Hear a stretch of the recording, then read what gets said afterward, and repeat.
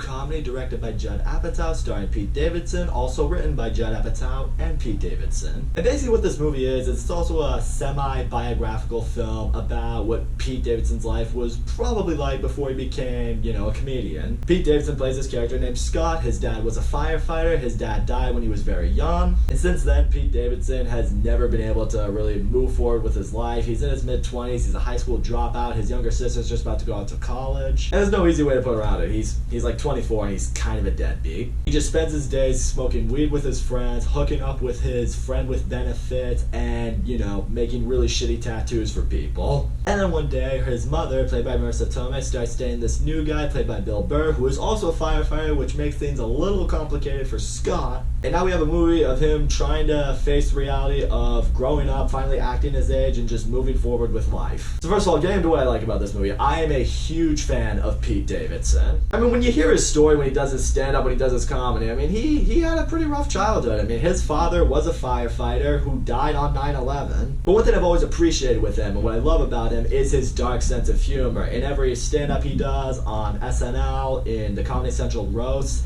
he will make fun of his dad dying on 9/11. He will make a joke out of it. It's really not just that. He'll shit on the fact that he has Crohn's disease, how he's the biggest pothead ever. He'll shit on the fact that Ariana Grande left him. The guy obviously has dealt with a lot of struggle and a lot of pain, but he will laugh at it, he will make jokes about it, because he knows sometimes laughter is the best medicine. And that's what I'll say right here. This movie definitely feels like a Pete Davidson movie. It has a lot of very dark humor in it. There's one scene in particular, he and his friends are all like hanging out in the basement just smoking weed. They have a new person that's kind of in the group with them.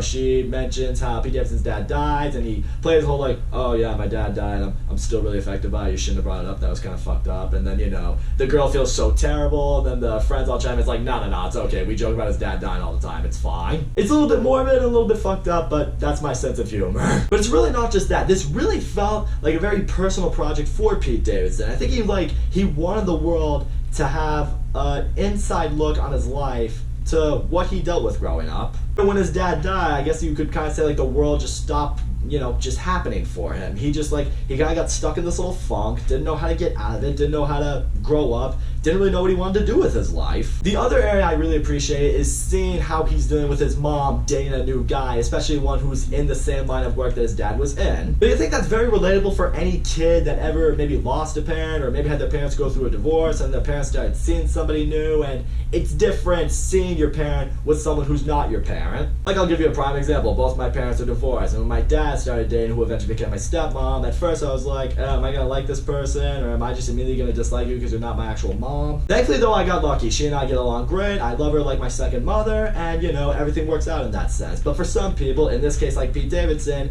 you meet who your parent is dating and you just don't hit it off right away. That's one of the things that I also appreciate with Bill Burr's character. Bill Burr is funny as hell in this movie. I mean, he's funny as hell anyway, so you expect that, but I really like seeing his character in this movie, because he knows if he's gonna have a relationship with Marissa Tomei, he needs to have a relationship with, Pete Davidson as well, so he's trying to form a relationship with him, trying to take him out, trying to talk to him, but the problem is, what I like to see with Pete Davidson is he's just a very awkward person. He says a lot of very inappropriate things at the wrong time. He doesn't really know how to be a social butterfly. It's an area that I think a lot of people can relate to, and I think that's what's going to get people on board with this movie a lot more. For the certain audience, it's an extremely relatable movie. It certainly was for me anyway. As I said before, I think one of the reasons why I love Pete Davidson as much as I do, why I'm such a fan of his, is I can relate to him. I mean, granted, I don't smoke weed at all, and my dad's still kicking, but let me explain. In this movie anyway, he comes off as a guy, he's in his mid-20s, he has no idea what he wants to do with his life. He has these dreams, his idea is to own a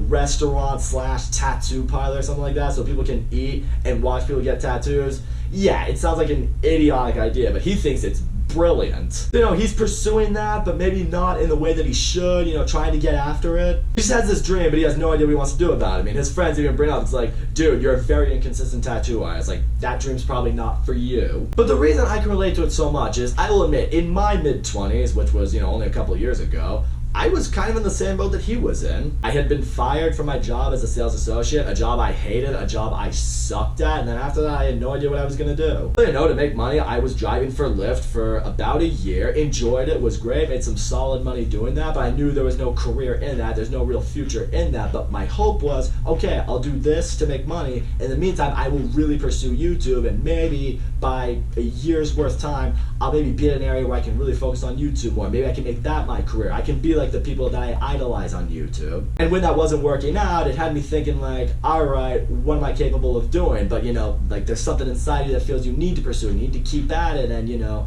you don't like people telling you that, you know, your dream is pointless. Well, not really pointless, but you're going about it the wrong way, or you need to find something else to work with. It's even defeating for yourself. It's defeating for Pete Davidson when he's beginning to understand that his work's not that consistent, and he knows that his dream maybe sounds a little bit silly. You know, I kind of felt the same way when, you know, YouTube wasn't working out for me, and then, you know, people were telling me that my dream of doing YouTube was silly. Yeah, it hits you with, it just hits you with a shock. Because they're just kind of left in the square one. It's like, well, what am I supposed to do now? I mean, I certainly got lucky. I have a new job now, a great job. I work for an awesome company that I love being a part of. I still do YouTube, but now I'm doing it mostly for fun. Will I ever become YouTube famous? I don't know, but if it doesn't happen, it's not the end of the world. It has seen that journey with Pete Davidson. It ultimately brings him closer to Bill Burr. It helps him finally grow up. The other area of the movie that I really appreciate is seeing the relationship that he kind of has with his girlfriend. I use the air quotes because they're not really boyfriend and girlfriend. They just hook up every now and then. They're friends with benefits. She's actually this really attractive girl. She vibes really well with Pete Davidson, but at the whole time, you know, whenever they hook up, whatever, she tells him, it's like,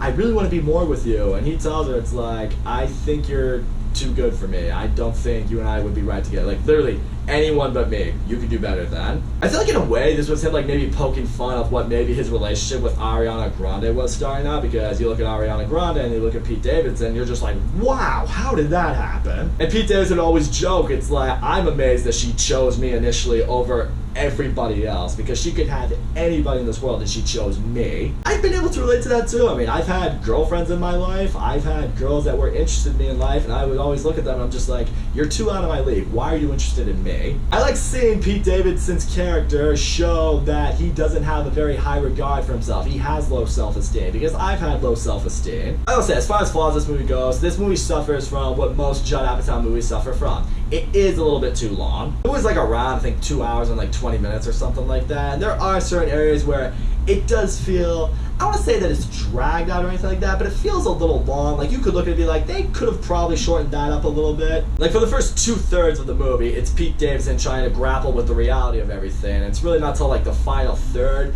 where he finally starts to get his stride, starts to realize what he should be doing. But I guess you could say by the time it got to the final third of the movie and Pete Davidson is just trying to get everything together and he's trying to finally grow up, you feel like maybe this could have been something that they could have done throughout the movie to make it feel like a more gradual growing process, if you will. But honestly, as far as flaws go, that's probably the only one I have with it. I really dug the shit out of this movie, guys. And I guess that's just ultimately what it comes down to, compared to maybe what lifestyle you have, who you are as a person.